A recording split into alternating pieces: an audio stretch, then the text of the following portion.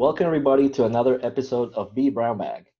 Tonight we have Greg Bates, and he's going to tell us about how to use Power BI to manage and report on your infrastructure. So, quick notes. This is something that we do every episode. We want to tell you a little bit about vBrownBag. We're basically a channel that is focused on helping others learn, and we try to get hosts to teach others, and we basically put it on YouTube for free. So if you ever want to present for vBrownBag, please reach out to us. We have several Twitter handles. Obviously, the biggest one is just at vBrownBag, but we have chapters in Latin America in Spanish, EMEA for people that are in Europe that are on that time zone, and we even have Portuguese with vBrownBag Brazil. We all share the hashtag vBrownBag. So you can also send questions there, and I'll be monitoring that today for any questions that anybody has, or just general questions on past episodes. So tonight I want to introduce you to Greg Bates at Pence Rule 82. Would love a little background on what that Twitter handle is. I am your host, Ariel Sanchez at Ariel Sanchez More, and I'm gonna stop my share and let Greg take over. Thanks, Ariel. Yeah. So I'll just share my screen here.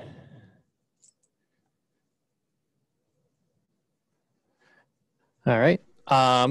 So to answer your first question, Ariel, the Twitter handle, it's sort of a handle I've been using for email for quite a long time. Just transitioned it to Twitter. I am a huge Penguin fan. Whenever I made this handle, my favorite player was number 82. I'll let any Penguin fans out there try to figure that one out. So a little simpler answer. So as Ariel said, my name is Greg Bates. I am a server technology manager. He already pointed out my Twitter handle. You can reach me on there. I also have a blog, vgregbates.com. I have posted about this particular subject on there. Ariel asked me to go into a little more depth and show a little demo about this. So here we are. This is not much practice on this particular presentation, so I apologize. But we'll give it a go since I do love the technology, and so I should be able to talk pretty good on this. It would not be a vBrownBag if we didn't hit some snag. So rest assured, you're fine. Okay. Well, you're probably also going to hear some cats and dogs. I got the kids to go to their rooms, but the cats and dogs are suddenly deciding, hey, I'm going to hang out with you tonight. So that'll be nice and fun. All right. So quick agenda, because that's what you need. Who am I? Pain points. We'll go into why I went down this route. We'll cover a little bit of what Power BI is in case you're not as familiar with it. I'll kind of walk you through first couple steps of some cool things you can do with Power BI. Kind of go over what the results are, and then I'll pop over to the to my actual page and show you what I've done with it. So who am I? I am a server team manager, work for Reed Smith, big law firm.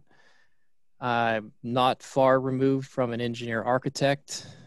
So you'll see me, I kind of blend that line a little bit. I love analytics, I like data, I like reports, but I still love the architecture and the engineering. So some relevant information about us. We are a VMware shop, obviously. 99%, pretty much all virtualized. We also have SRM and obviously vROPS. We are also Windows. We mostly just build the servers, standardize them, configure them, do agent installs, that sort of thing. We also are in charge of hardware server infrastructure, specifically UCS and HPE. We are also in charge of some security pieces, specifically managing the patching environment and configuration. And of course, business continuity and the most popular other duties as assigned. Now we got a guess from the from the chat. Was it Marty Straka? No. For Pens Rule 82?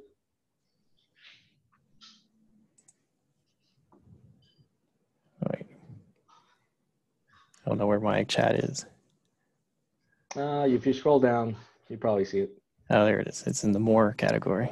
Yeah, it won't show up for me because of the way I have the presentation up. No worries. We'll take it to Twitter. All right. I'll come back to that. So, where was I? Oh, yeah. So, why am I here? What caused me to go down this route? Why did I take to Power BI? So, let's start here with a couple big things.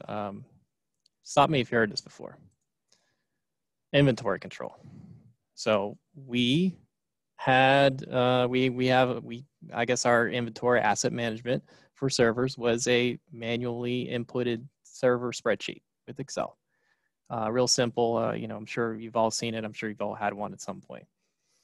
We didn't have anything dynamic, nothing automatic. Nobody wanted to pony up for anything like that. It started to become a real problem when you get as many servers as we did. We're not an enterprise. We're not a huge company, but we're not small either. It started to get out of hand.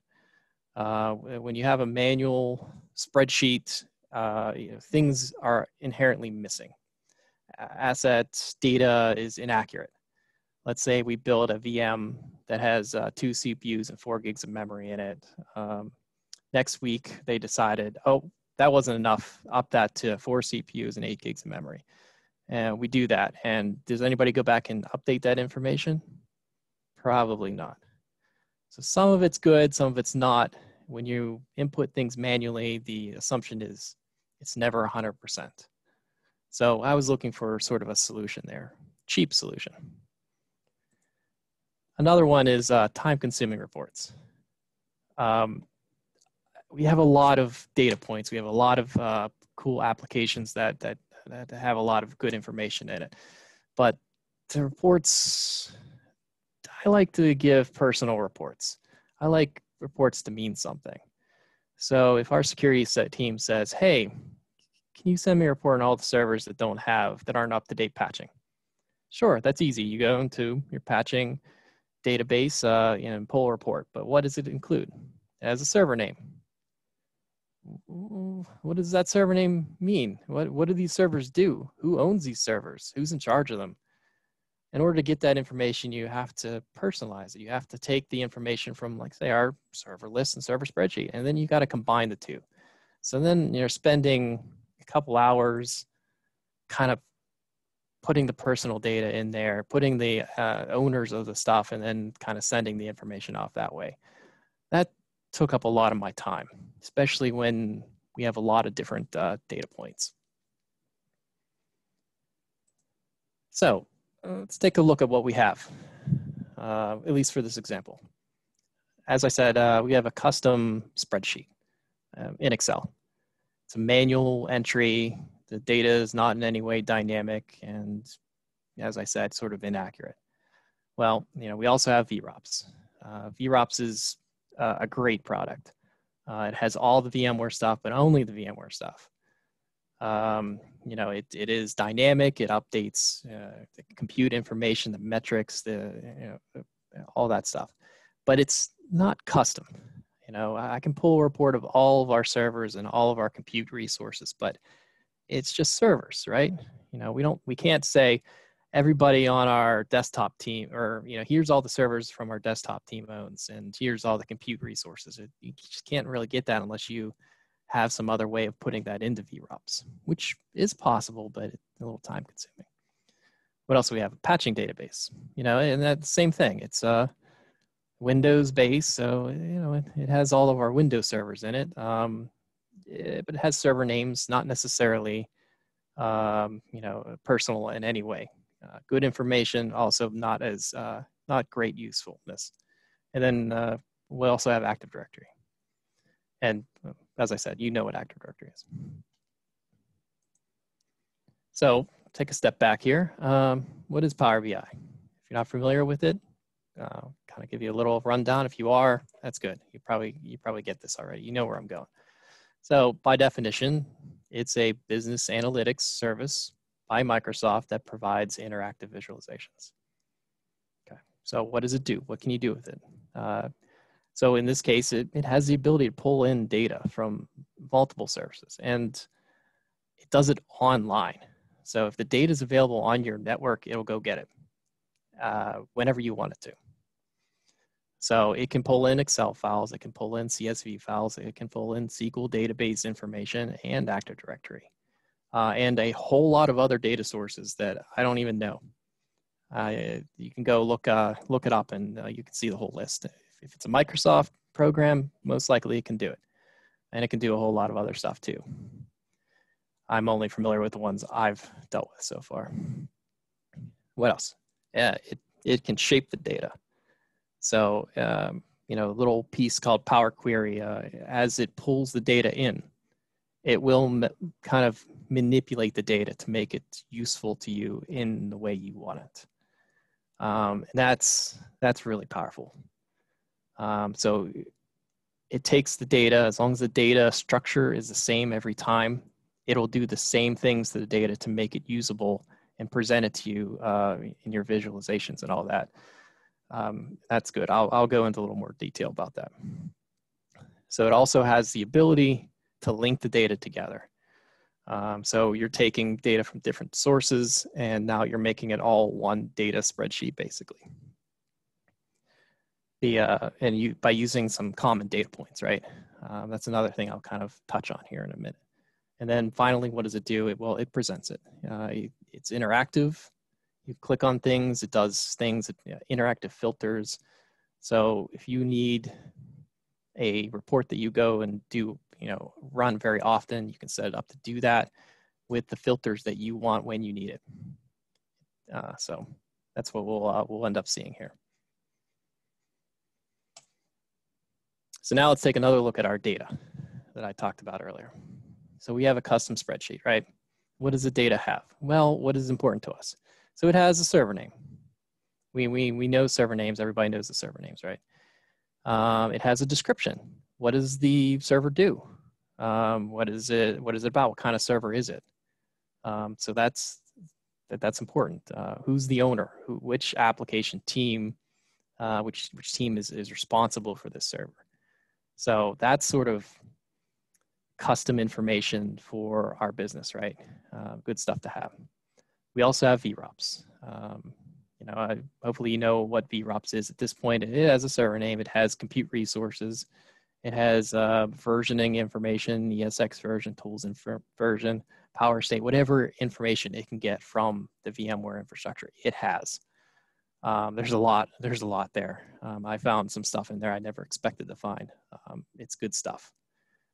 So what else we got? Patching database, got a server name. You get the patching status, applications installed, because it's configuration manager database too. So, typical stuff, good stuff, very useful. Active Directory, so same thing, another server name. It has OU location where the server might be located, which could potentially have, group policy information in there as well, which kind of controls our configuration.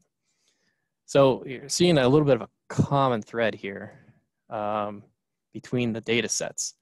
At least in my environment, everything had, it has data, but it also has a server name. So I can kind of use that, right? With the Power BI. So I'll go into a little more detail how we work that out, but that's the key part here. So sort of getting started, right? What do? Well, first step done. We identify the data sources. What do we want? This is dynamic data. This is stuff that's online, that's always available. It gets changed by somebody or something. It automatically updates, right? It's always there available. So in this case, it's our server list, our vRops, our patch database, Active Directory. So now we got to import that. We have to take a brand new Power BI, and then we got to get the data into it. Like I said, it's dynamic, it's online, right? So you don't want to just have a spreadsheet from your desktop. This is something that's going to be out on a file share. So for example, our server list is an Excel sheet, but it's also on SharePoint. It's available for people to look at all the time. It is an Excel sheet, but it's also available. So as somebody updates it, it gets updated, and when Power BI goes every day out there, it gets the new information. vRops. vRops is updated dynamically every second, right? I think for somebody really smart, we might be able to connect Power BI into the APIs of vRops and get it straight from it. But I'm not really great at APIs, so I take the easy route, which is super simple and also very useful. It's just have it send a daily report in a CSV format straight to a file share. That way, it's always there, daily updates, it's just it's easy file share, that sort of thing. Power BI can handle that. Our patching database, well, it's a SQL database. There's an application in front of it, but the database is a database. Power BI is built to go into databases and get the information. So it'll go out there, grab the information. We go and pick and choose the tables that we want, kind of link them together and get them into the Power BI. Active Directory. Never added a description to the Active Directory. You know what that is. Power BI's got a built-in Active Directory kind of tool where it can go in and get the information, much like SQL. So once we have the data in there, what do we do with it? Well, the data, as you pull it in a raw format, it might need to be tweaked a little bit. Let's just say the server list is a spreadsheet, but it has multiple sheets, and we need more than one of them. So you can take the individual sheets and merge them together. So it discovers them, brings them together, and then puts them together into one list, sort of a master list, so to speak. Same with vRops. vRops is great. You can pull a report, but you're kind of limited in the reports to VM report or data store report or host report, right? Well, when we're talking about servers, we don't want just some servers. We want all the servers in this report. So we have a VM report, and then we have a host report. That should cover almost all of our servers, right? So we get them and we jam them together and kind of combine the reports together. That way, we're working with less sheets in Power BI, but it's what you could do. So once we have this all together, we got the data. So now we have to link it. As I said, the common thread that we saw in the previous slide was our server name. Everything that we have, all the tools, all kind of come back to a server name. They all have that available somewhere in there. They might not be the same, I guess, way. They might look a little different, but if we get close, we can make it work. And I'll show you. I'll go into a little more detail about that in a second. So, with Power BI, you link all the tables together via the server name. And that'll allow us to filter and kind of put the data together in the visualizations, which is where we end up. This is what we want. This is the fun part. We build our reports, our dashboards, with the graphs and everything. If you've ever seen anything Power BI, it's all interactive. It's on demand immediately. You click a button, you get it, and you can export it. Somebody wants that patching data, patching report I talked about earlier. Our security team says, hey, I want to know which teams are not patching their servers. I can have this report to them in 5 minutes. All customized, all with the servers, with what patches are missing, and who's in charge of them, as well as some other information as to what the server does. They might say, well, I see this team has a lot of servers, but they're not important, are they? Like, well, it's only our main document management system. I think that's kind of important. So, all right. sort of an example of what Power BI can do. And this is sort of the first hurdle that I got to. I mentioned in the previous slide, you know, so we get the server name and we know that the server names are there, but I mean, is it all the same? Does every tool have the server name the same way? No, it's different. Why is it different?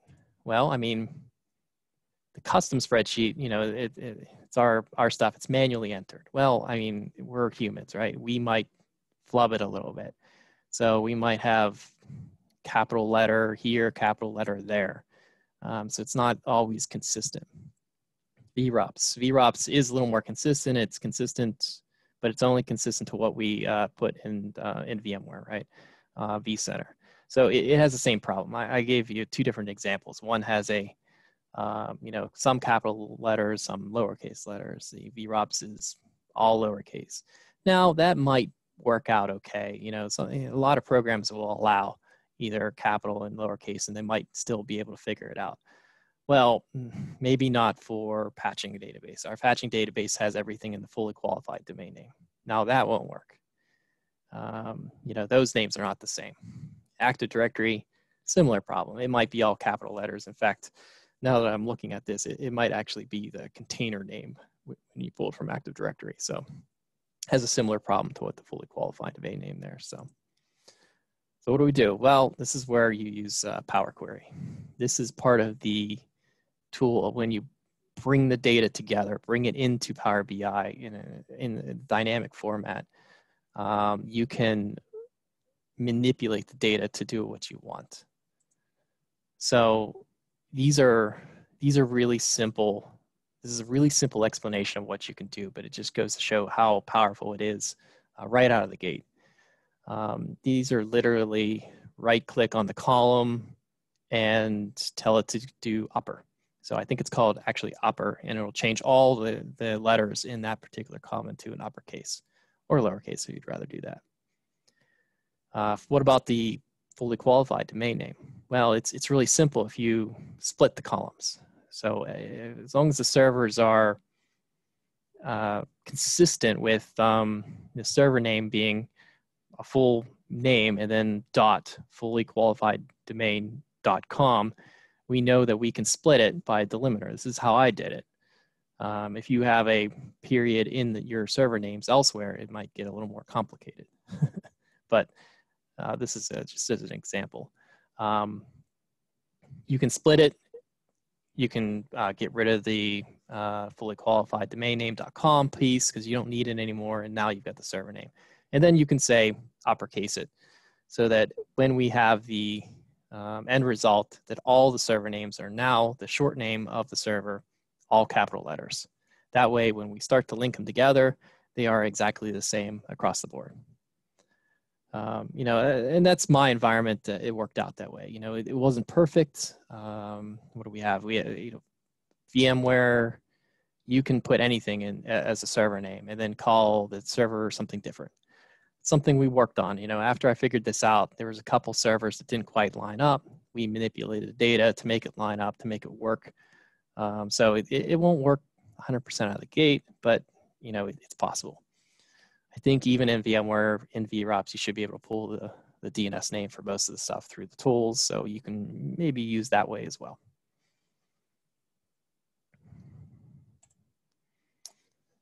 So next step was linking the names. As I said, I've kind of hinted at that. We use the server name. This is the most important part of getting this data to kind of work and do what you want. You know, it's a pretty critical part of Power BI. You have to do this in order to make it work anyway. There's lots of tools to kind of help you out with this piece. You use the relationship manager in Power Query. Well, it's a relationship manager. And you choose the columns of each particular sheet that are supposed to be linked together. They don't have to be named the same. Sometimes if they are named the same, it does it automatically. It figures it out. As you can see, I grabbed a little picture here of what it looks like on mine. You can see that the host name is linked with quote name, in the VROPS report in the server list.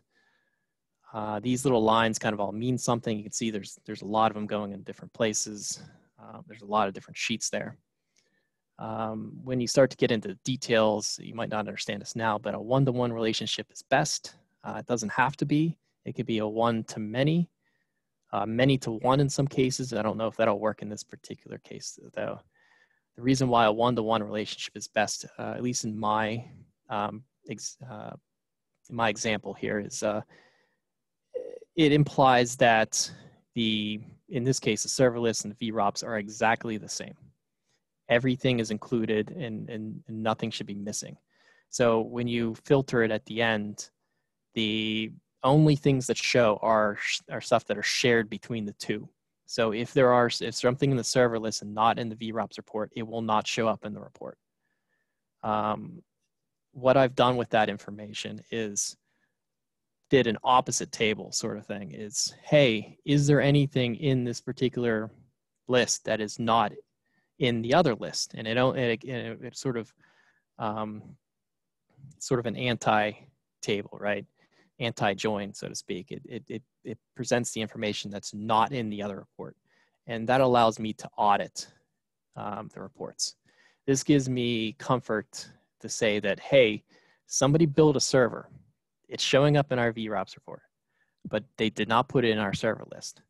So somebody go out there and fix that right now so that make sure all of our data is there and we're reporting on all the servers. That was a game changer for me. I think something like that deserves a separate blog post, because I can't go into details with that on this particular presentation, but it's something I think I should show up how I did it. So the other trick to making this work, because when you have spreadsheets, with spreadsheets, there's always columns or rows at the end that are blank. So when you pull them in, Power BI doesn't necessarily know that they're supposed to be blank. So you kind of have to filter the empty rows out and duplicates out. That's really easy with Power BI. It's a right click and filter out. So, but those things are kind of important with this. So I made sure to tweet that you promised a blog post. Don't worry about it. Thanks, Ariel. I figured you would remind me about that. All right. For some reason, clicking on something else, my chat window popped up, and Doug knows who my favorite player was at the time. So results, what do we got? So now that we have everything linked together, what can we do with it? And this is where I will show you what I can do. I just figured I'd put it on here in text anyway. This is where you create the dashboards, your interactive reports, using all the properties of the data sets, any of them, right? Now that it's all linked together, you can use almost all the data that's there. How you put it together is how you want it. It's kind of up to you and your imagination at that point. So we can combine the dynamic data from VROPS with the personalized data from our spreadsheet, and to include it, as I said. The filtering the patching reports by owner, it's powerful. It really helps. Filter by power state. So this was a really good one for us too. This is a big problem with my manual spreadsheet. I don't always know when somebody turns a server off. I might get a ticket a little while later saying, "Hey, we shut this off. Can you get rid of it?" That's good. Then we can act on it. But if these servers were showing up in our reports, and then I have to look and chase it down and say, "Wait, these servers aren't even powered on. Who powered these off?" So at least with that is, vRops knows when a server's turned off. So I created a filter on all my reports that, hey, only show the powered on servers. I don't care about servers that are about patching servers that aren't powered on. So, let's get rid of those. So somebody turns a server off, then tomorrow the server is off the list. I don't care about it. I'll remove it manually and clean it all up when we go about doing that, decomping it officially. So that was a powerful thing for us. Filter by location. Hey, we've got multiple data centers. We can say, well, I only want to look at our West Coast data center. Okay, well, here's all the servers in the West Coast data center. Something like that simple.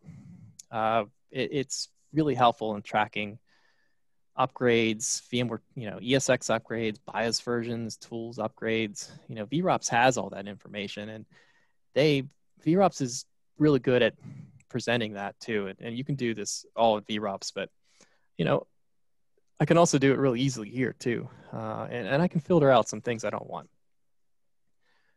We have a couple hosts that, I don't care if they're upgraded it the same way, or maybe I just don't want to see them, or maybe I only want to see the ones in our Europe site.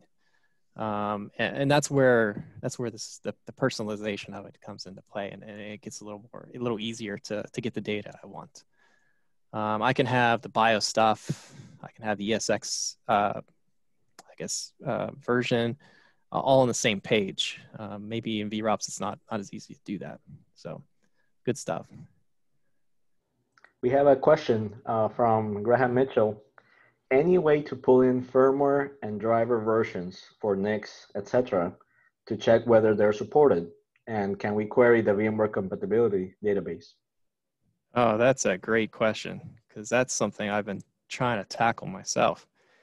The answer of whether you can get firmware, yes. Can you get it from vRops? Some of it. So what I've been doing with with Cisco comes in packs, and the firmware is consistent based on the BIOS information. So I've been dealing with that, but that's something I have been that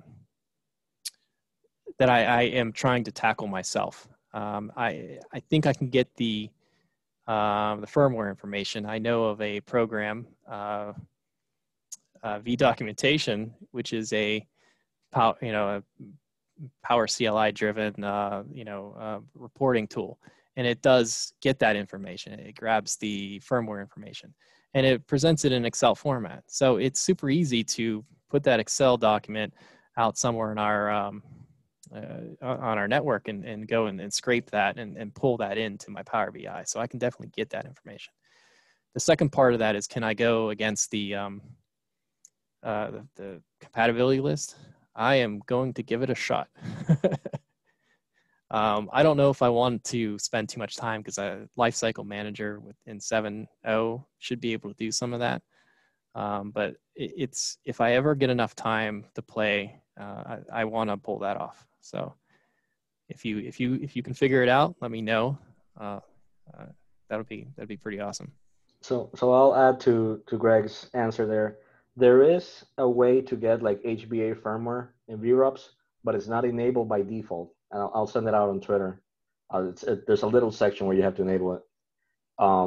But one of the main ways to get it is through vDocumentation, and there's other tools like the as-built report, which basically use Power CLI.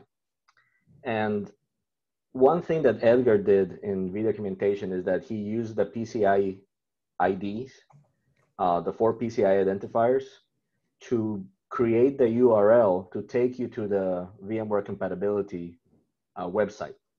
So the get ESXi O device commandlet will give you the URL, but still the checking is completely manual. VMware does have a fling that will, if you point it to a host or a vCenter, it will give you a report. I'll also send it by Twitter. However, most of these things should come with a Skyline Health in version 7 and later. Now, will we be able to report on it? We'll have to figure it out, right? Right. And, even as I've sort of said, even though I can do these things in vRops and some other tools, and I have done that, and sometimes you still want that personal touch and to get it right in your face into the same page. So it might still be worth it to give it a shot, which my attention's been elsewhere with Power BI. You know, I'm working on some other things, but it is a pet project that I do want to pull off. Exactly that. You can ask Doug. I've talked to him about it. All right. So this is kind of where I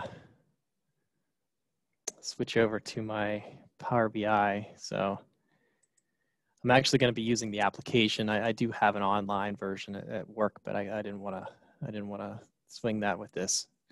So this is very similar to what I use at work. I have taken the data and manipulated it somewhat. So I can hide some of our server names and everything. You might be able to pick out my theme here, considering I named it the Marvel server list.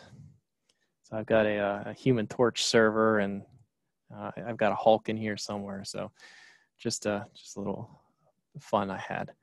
But this is sort of this is kind of our main server list here. You know, you can see I've put in a lot of servers. It has a lot of information. It has the name of the servers. It's got a description of what it is. My descriptions at work are a lot more detailed than this. I kept it really simple for this presentation. Who's the contacts for the server? Who's kind of the owners? Who's in charge of it? What's the operating system? And some of this information is pulled straight from VROP. Some of it's information we enter manually. The CPU information comes straight from VROPs. Memory, data store stuff, whether it's virtual or UCS Blade would be in there as well. Disk space, and anything else you can gather and get out of VROPs, you can put in here. Some of it's important provision, like the difference between provision disk and the actual space used might be useful to you. Whether or not it's being replicated in our DR, that for example. And you can see that this is all you know, online interactive. You can pick a specific location and it will filter it for you. At any point, you can take this and export the data as it is right there on the screen. You can put on multiple filters. Here's our database team at our DR site, probably a bad example DR site. Switch to a US data center here. And there you go. Here's all of our servers that belong to the database team. Maybe we'll just filter it by Windows servers. And you can see what we can do. Now we're getting down to nitty gritty. But this is kind of the meat. This is just the stuff. It's kind of boring actually. So let's look at something else. Let's track our VMware versions. This is for this particular visual. We're looking at the tools, hardware.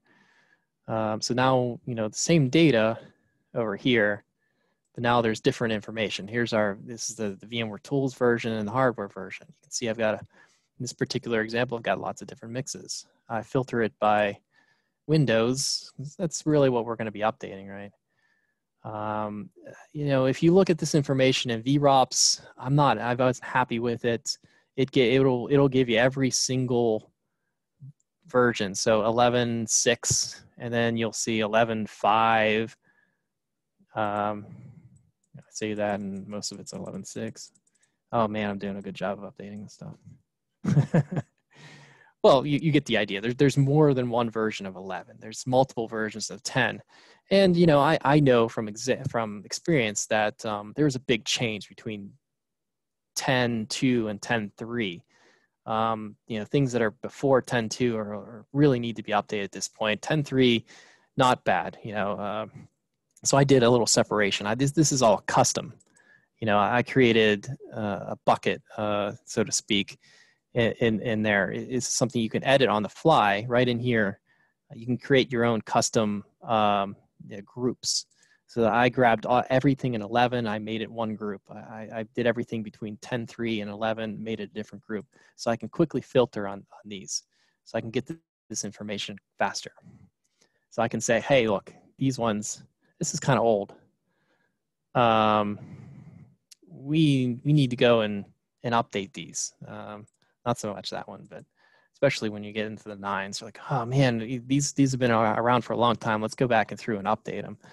But most likely these are our kind of legacy servers that we don't touch as much anyway. And you can see as we filter on these visuals, it also impacts all the visuals here.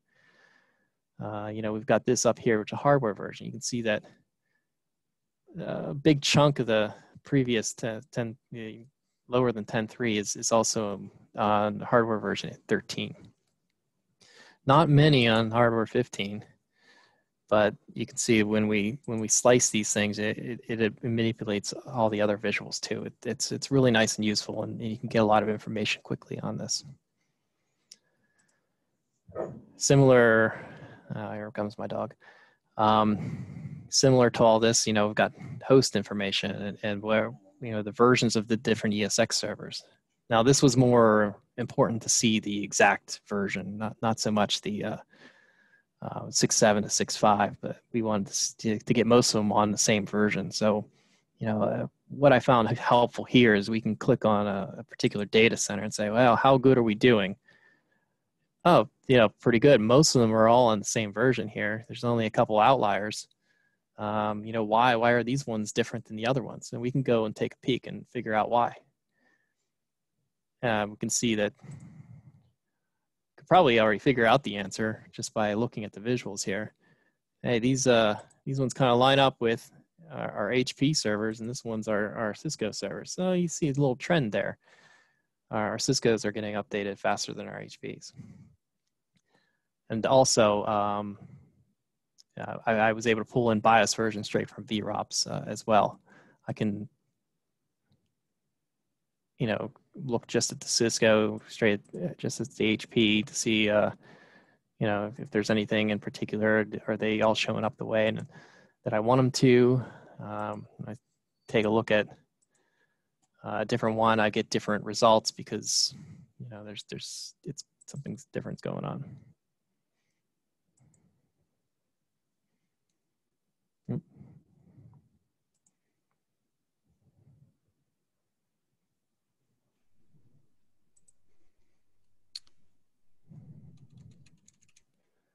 Are you still with me?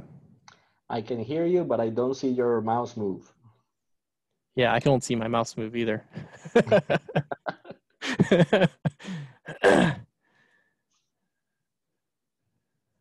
Let's give it a minute there.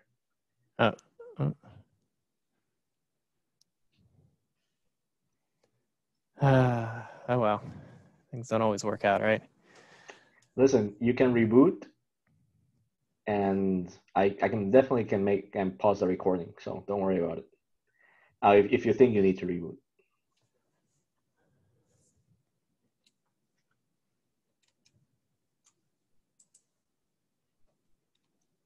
Tell you what, I'm gonna pause the recording right now. All right, there you are. All right, so I had a little glitch there. My wireless mouse just stopped working for a minute. I have never had that happen here. You gotta change the battery. Mouse. Yeah, well, it's a brand new battery and everything, but I guess I'll do that tomorrow. For now, it seems to be working again. So, but yeah, as I was saying, as I click through these things, and it actually clicks. Yep, it's clicking now.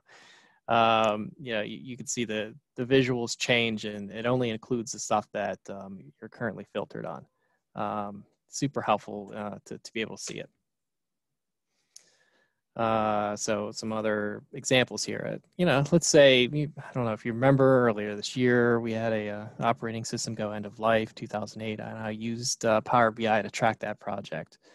I pulled up some old data, got a little glimpse at the kind of how I was doing that. And it's super simple. I mean, we've got the data already there. We know that the operating system, so it's just a matter of creating a visual, kind of put a little bit of shame up here as to which team has the most 2008 servers remaining, that sort of thing. You can see that, my filters on here, you can see that the operating systems are the 2008 ones and that it's powered on. So as soon as somebody would power a 2008 server, hear from it. So this was really helpful. And I think our security team, going up to the time where the support ended in January, was asking me every week for an update.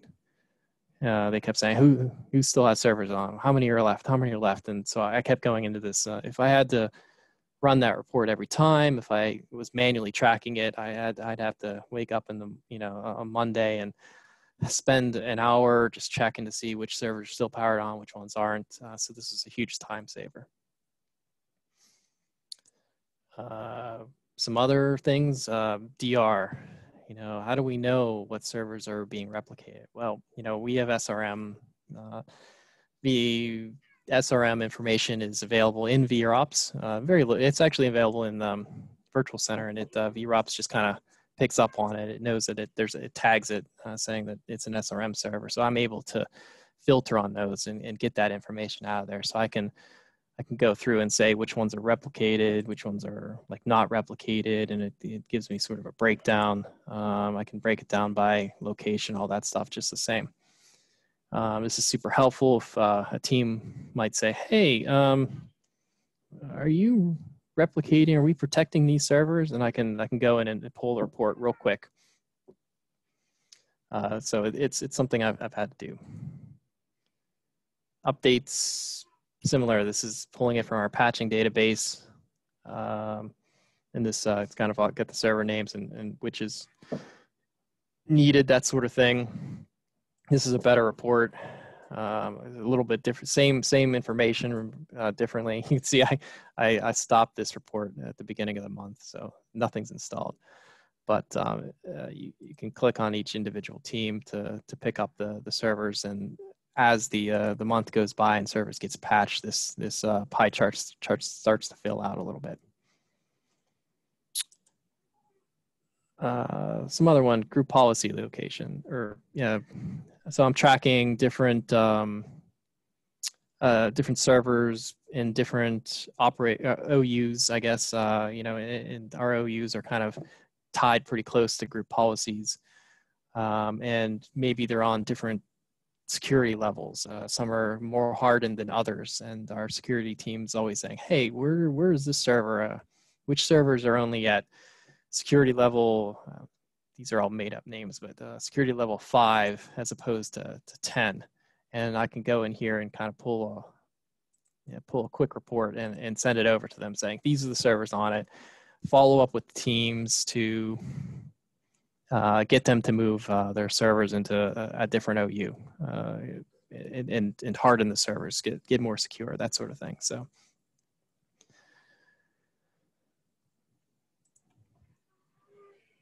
that's sort of it. Like I said, I do have an error list that I use to sort of audit my servers. That, like I said, that I think that sort of is what I want to break that out to a different blog maybe.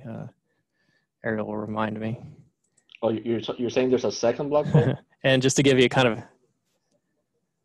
no, that's the same one, but to give you a little glimpse into my list here, these are all the different data sources. Some of them are kind of linked together with different things, but you can see they all sort of come back to one master list, and they all kind of work together, and that's why I'm able to show all this different information. So I've got information from Active Directory, I've got information from patching databases, I've got my server list vRops information. I haven't shown it because I'm not really using it yet, but I'm pulling information from my backup software, so that it can tell me if a server was backed up properly last night or not. I haven't tweaked that one, so I didn't show it, but it's basically what do you have out there? What can you pull in? It's your imagination at this point. How long did it take you from the moment you said, okay, maybe I can do this in Power BI, to get to this point? Months. I wasn't the one that came up with it in my at work. Our desktop manager was using it before I was, and he was doing some really, really awesome things with it. And I was just complaining about my lack of asset management, lack of an asset database, right? It was really starting to hurt. And then, he's like, well, maybe we can, it's like, if only I could combine these two things. He's like, hey, I've got a program for you. And he showed me what he was doing with Power BI. And the cool thing with Power BI is you don't need to understand it. There's a lot of getting started videos out there that are really good for to get started. There's a lot of very, very 101 type videos. They walk you through, here, do this, click on this, click on that. Here, this is your first data set. And it was really good. It's not a hard program to use. It gets real deep quickly. And there were some things I really struggled with at some points, but it was fun. This was a lot of fun. This was something that I really grasped. I love graphs. I love visuals. I love reports. I like Excel, and this is like Excel on steroids. So let me ask you this. So the infrastructure to run this, is this, you download Power BI from the Microsoft website, and probably your Office 365 license has a Power BI license, and then you run it on your machine, and you pull the reports. Is there a way, because I think, and you're the expert here, Power BI has like an online mode, right? So is there a way to actually have this either run on your machine and then post it somewhere that people can go and pull their own reports, or can it actually like run on a server? I have no idea, but how can I get people to run their own reports instead of asking me to run them? Yes, yeah. So what you're looking at on my screen here is a client installed on my laptop, but we have a Power BI server in our environment. We were lucky that we have the full suite, and it's an on-prem thing.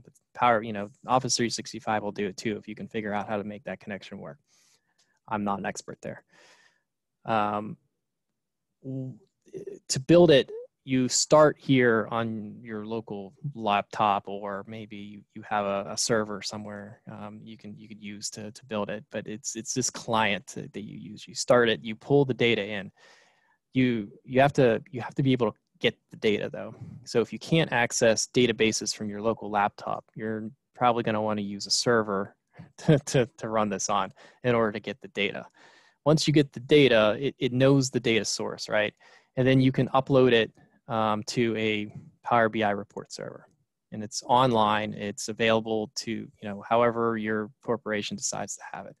So the way it is right now is this particular report is available to anybody who knows where our Power BI reporting website is. They can go get these reports themselves. If they want to, they can go through it. I don't actually know how many people are using it, and to be honest, if I'm the only one that uses it, it still saves me time.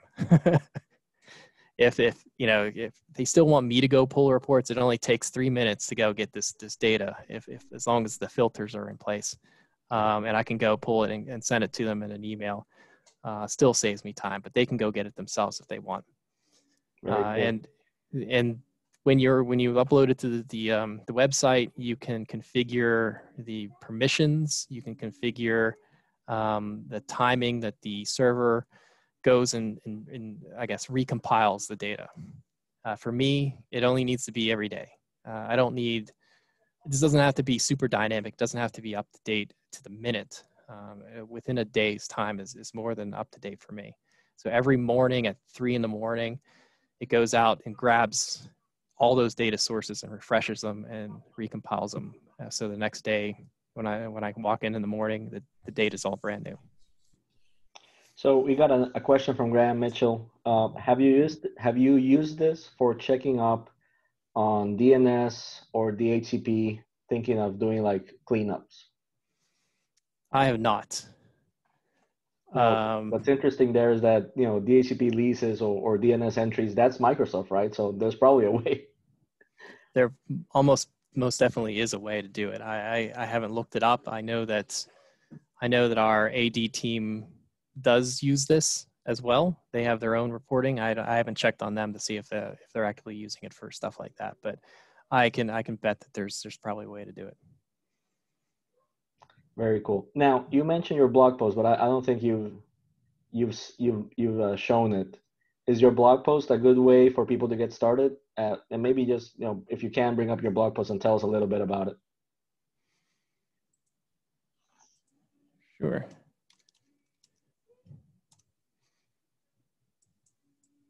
Because I'm thinking like someone that sees this and they see the value, how do they get started, right? Yeah, so that's my latest blog is asset management with Power BI, and it shows it very similar to what I just went through. I think I went into a little more depth. There's a couple things on the blog that I got questions about, mostly along the lines, how do you get the information out of vRops? And like I said, I took the easy route there. All you need to do is get a daily report. You can schedule reports in vRops. You have it offload to a file share, and then have Power BI go out to that file share and get get that report. vRops will do it in a CSV format. CSV formats are perfect for Power BI. Excel, perfect. The only thing I found that is a little annoying is older Excel documents. So don't work in Power BI. It has to be a more modern Excel spreadsheet. It's just a little quirk that I found. My patching database offloads in the older version, so took a little manipulation to get that to work. So yeah, this is a good it's a good place. And I've mentioned I have other projects with Power BI. I'm attempting to do an application database. So I have a server database. I'm trying to pull together all of our applications and link them to our servers, so that whenever I have to consider DR or migrate an entire data center from one location to another with SRM, which may also be a blog post coming around that project. Getting that information together is difficult. The application teams who built it don't even know what servers talk to what servers. So when you finally get them to say, oh yeah, these 4 servers are application servers and they talk to this database, capture that information and put it together, that's been a lot more difficult than the server list, but it's something I'm sort of working with. Now I'm thinking because you mentioned vRops and either get a report or API. I'm thinking that if you have VRNI, you probably could do something like that as well. So yes, I can almost see myself sending this over to Martin Smith, who's probably the first person I think of whenever I think something VRNI, and asking him, could we get something useful, like in a table for like top 7? I don't even know, right? I'm spitballing, but probably get which servers are talking to each other, and that way you build those dependency mappings. I know it's really interesting because as long as you have a data source, then you can correlate it, right? And that's really the power of Power BI, is that once you get the data, you can start correlating and producing reports that are meaningful. And it's a drug too. Once you get a little bit, you never stop thinking about using this to make it better, right? I'm in a conversation with our operations team. We noticed a few servers that were not being monitored, right? So I asked them what the process was. Hey, how do we miss these? Why are these servers not monitored? Doesn't your tool pick it up automatically? He's like, well, usually, but not on the sites, not on our remote sites. We don't have any automatic pickup there. I'm like, well, how do we get it monitored then? He's like, oh, you have to create a ticket and we'll add it. I'm like, oh, I didn't even know. So it's like, well, now how do I know the data is consistent? So you start questioning yourself. It's like, oh, well, maybe I can pull the data from the monitoring tool into my Power BI and compare the two, like I did with vRops to our spreadsheet. that way I know that everything's there or something's missing. So my mind never stops going with that. So I can tell you that the escalation point if something goes down versus the server owner, that correlation of data is probably going to be a lot of fun. yeah. Yeah, and really all you need is a spreadsheet. I think Graham said PowerShell for getting the DNS and DHCP. If you can use PowerShell to get an Excel output to anything, a CSV output to a list, you can incorporate it somehow. So. All right. Well, I really like the session. Again, where can people find you, and what's your blog again? You can get me on Twitter, PensRule82, and my blog is vgregbates.com. All right. So I'll start the recording now. Right there. Oh, I went. No, I hadn't stopped it. So right there. Let's go ahead and finish it. No, there it is. Thank you. There we go. No, thank you, Greg.